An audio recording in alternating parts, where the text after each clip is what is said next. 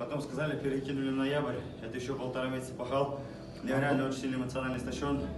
Хочу просто отдохнуть, вернуться к семье, к покою.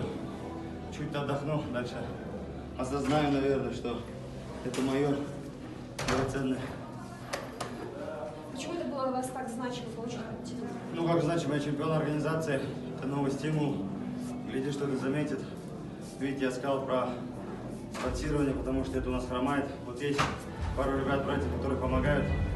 Остальным, извиняюсь за выражение, можете вырезать, всем насрать на нас. Все хотят, чтобы мы выигрывали, но никто не хочет помогать. Я надеюсь, хоть не мне, хоть нашей молодежи кто-то будет помогать. У нас казахская нация очень большая, очень много состоятельных людей, но никто не помогает. А всем приятно, что Татарин выигрывает пояса и дерется, но никто не хочет помогать. Пускай меня не будут любить, но хоть кому-то, может, сердце закрадется и будет помогать ребятам, хотя бы молодым.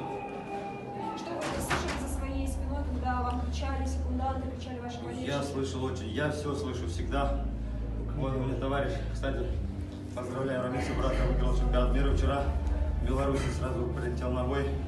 Очень много ребят приехало, не мог подвезти. Все слышал. Все.